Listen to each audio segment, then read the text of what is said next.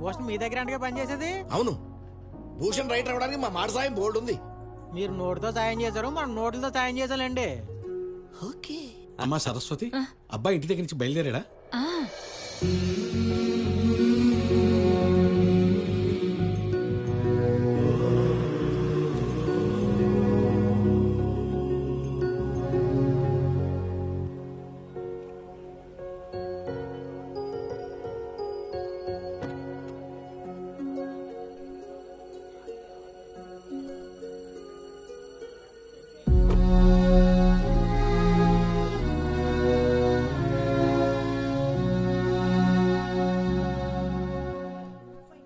ఏంట్రా అలా చూస్తున్నావు?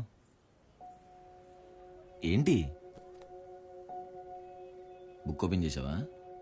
అది కాదురా, బుక్ అంతా నువ్వు రాసి ఇందులో నీ ఫోటో బదులా. అంటే ఎన్ని రోజులు మనం వెతుకుతున్న రైటర్?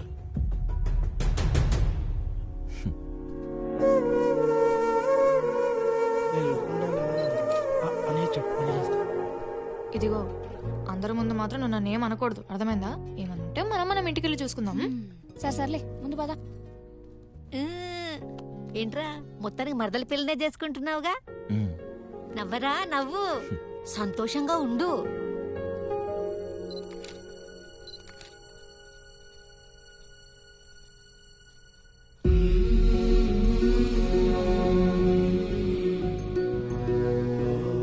చూడు షర్ట్ ఎంత బాగుందో. సరిగ్గా టక్ చేసుకోవడం కూడా రాదు. థ్యాంక్స్. ఏంటి ఈ మాత్రం దానికి థ్యాంక్సా? థ్యాంక్స్ చెప్పింది ఎందుకు కాదులే. అబ్బాయి వచ్చేసాడుగా, అమ్మాయి స్టేజ్ మీదకి పదండి, మొదలు పెడదాం రండి. కూర్చో. భూషణ్ బాబు, ముందు ఎంగేజ్మెంట్ పూర్తి చేసుకుందాం, తర్వాత బుక్ లాంచ్ పెట్టుకుందాం. మీ ఇష్టం మావయ్య. సరే మావయ్య, ముందు బుక్ లాంచ్ పెట్టుకుందాం, అలాగే, తర్వాత ఎంగేజ్మెంట్. సరే. భూషణ్ బాబు, అదే బుక్ లాంచ్ ఎవరితో చేయిద్దాం? అత్తే చేత్తో ఓపెన్ చేద్దాం. Good idea. లేదు మావయ్య, నాతో ఓపెన్ చేద్దాం. ఓకే బావగారు, మీరు వేదిక మీదకి వచ్చి పుస్తకావిష్కరణ చేద్దరు కానీ రండి. సర్లే, ఈసారికి నేను చేస్తాను. ఇంకో పుస్తకం రాసినప్పుడు మీ చేతుల మీద చేయించమని నేనే వాడికి చెప్తాను.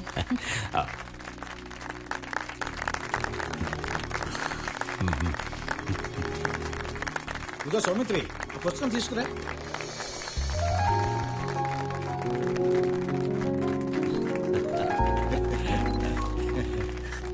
ఇదిగో బావగారు. Thank you.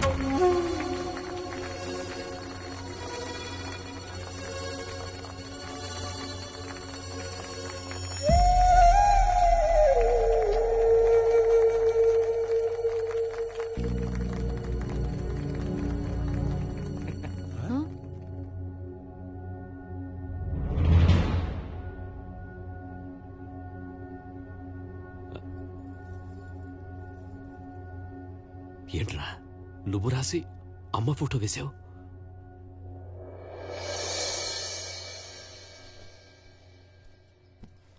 భూషణ్, ఏం చేస్తున్నావు?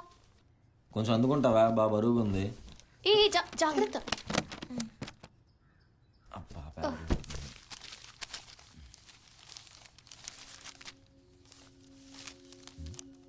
ఇదెవరు కదా? ఈ రేటింగ్ ఉన్నది కాదు, అడ్రస్ కూడా. నీ పేరు ఇందులో ఉందేంటి? మీ ఇంటి అడ్రస్ కూడా ఉంది. మాట్లాడవేంటి? అడిగిన దానికి చెప్పు. సరస్వతి ఆంటీకి మా మమ్మీ చిన్నప్పటి నుంచి పరిచయం.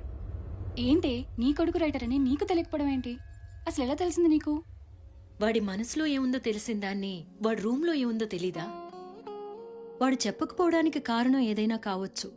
ఒకవేళ సక్సెస్ అయిన తర్వాత చెప్దాం అనుకున్నాడో ఏమో. వాడి సక్సెస్కి నేనే ఎందుకు ఉపయోగపడకూడదు?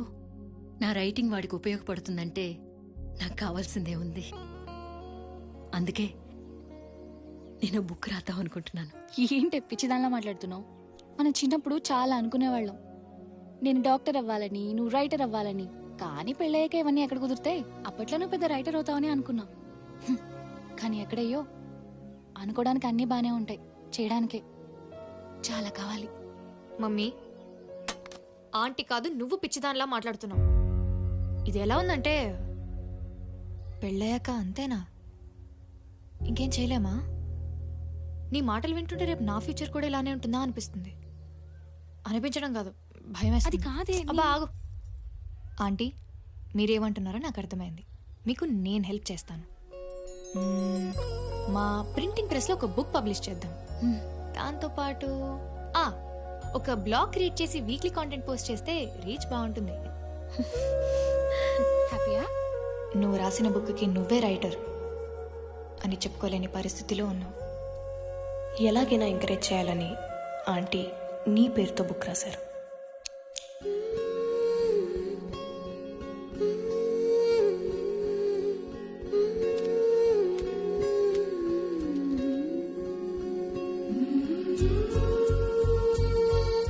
అమ్మా బాగా లేస్తుందమ్మా, స్నానం చేసి వస్తా, అన్నం పెట్టి. అలాగే.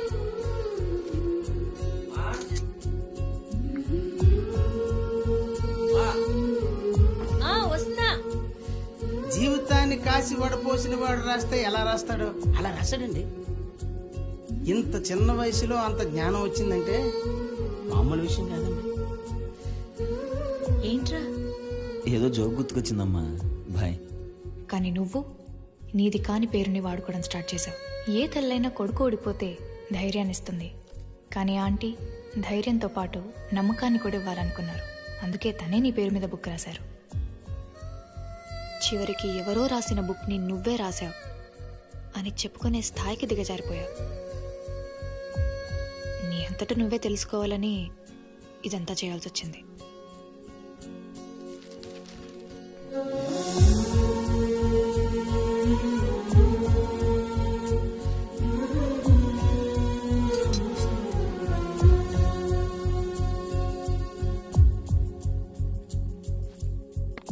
తిను. నేను అడగలేదు కదమ్మా. నువ్వు అడగాలేంట్రా? నీకేం కావాలో నాకు తెలీదా?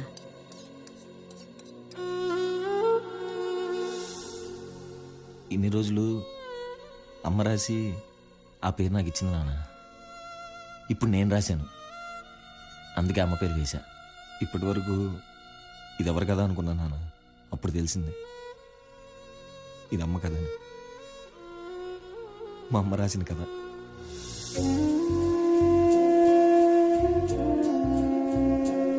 అది నాన్న అమ్మ స్థానం. తనని తను అలా చూసుకోవాలనుకుంది, కానీ మనం ఎప్పుడు అవకాశం ఇవ్వలేదు.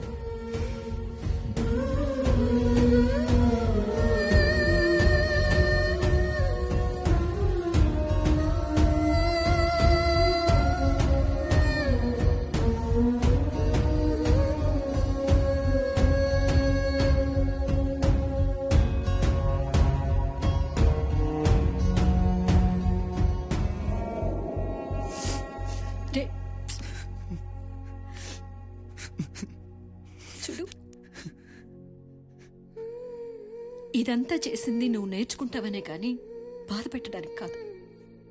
అలా కాదు ఇలా చేయని చెప్తే నువ్వు మారతావేమో కానీ ఎదగలేవు.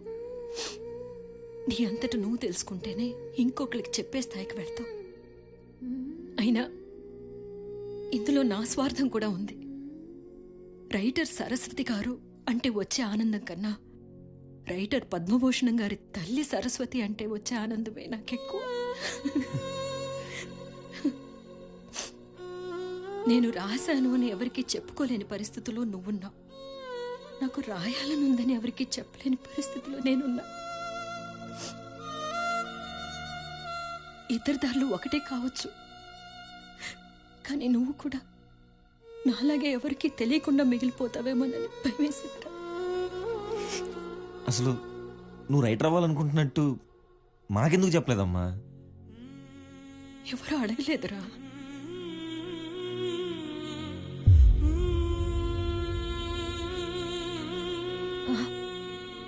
ఒక్కళ్ళు అడిగారు.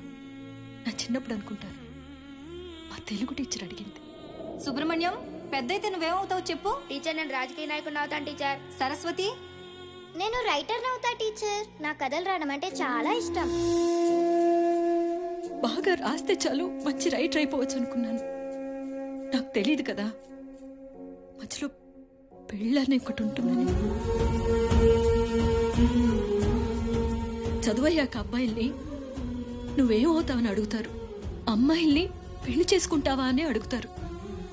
అప్పుడు అనిపించేది మేం చదివిన చదువులు వంటింట్లోనే ఆగిపోతాయా అని. ఆడపిల్లలకు చదువెందుకు అంటారు. నిజంగానే అక్కర్లేదా?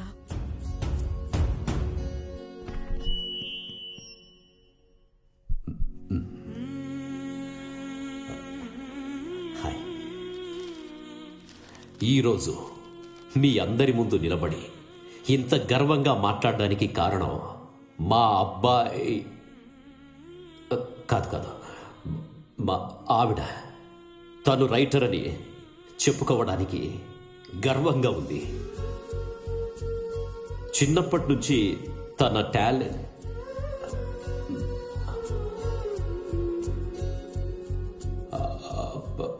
పెళ్ళైన తర్వాత నుండి తన టాలెంట్ చూసి నాకు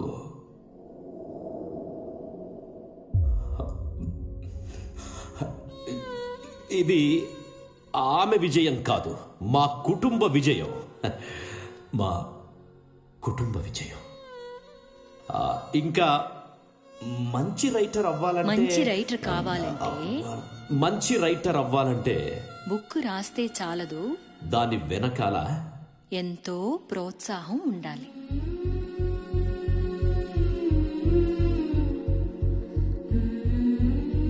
ప్రోత్సాహం ఉండాలి.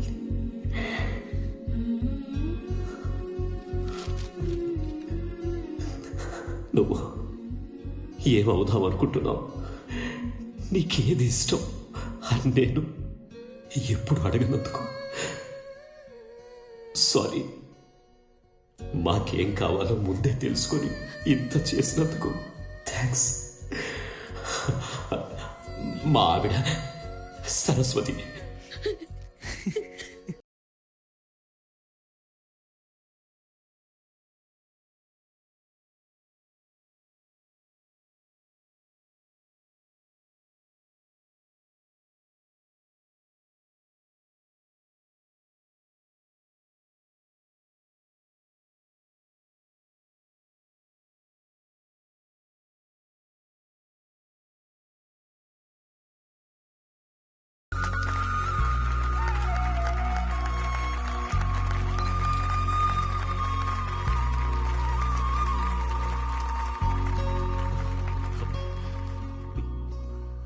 బాధపడకు నాన్న, ఇది నీ ఒక్కరి తప్పే కాదు.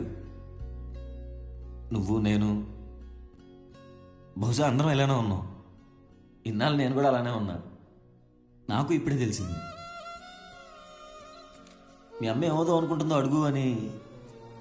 నాకెవరు చెప్పలేదు. చెప్పరు కదా, మీకు చెప్పండ్రు. మన ఇంట్లో ఉండే ప్రతి ఆడపిల్లకి ఖచ్చితంగా ఏదో ఒకటి అవ్వాలని కోరుకుంటుంది. వాళ్ళని ఎంకరేజ్ చేస్తున్నామా అన్న విషయం పక్కన పెడితే ముందు అసలు వాళ్ళని మీరేమవ్వాలనుకుంటున్నారని అడగం. హౌస్ వైఫ్ అని ఒక అందమైన భూత పదాన్ని ఇస్తాం. కావాలంటే ఒక్కసారి మీ ఇంట్లో ఆడవాళ్ళని మీరేమవ్వాలనుకుంటున్నారని అడిగి చూడండి. వాళ్ళు చెప్పే సమాధానాలకి చేసే పనులకి అసలు సంబంధం ఉండదు.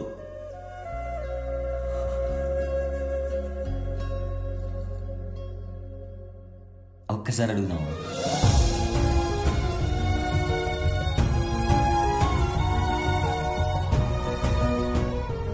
అమ్మ గెలుపు కోరుకునే పిల్లలందరికీ ఈ పుస్తకం నేను ఇచ్చే గిఫ్ట్.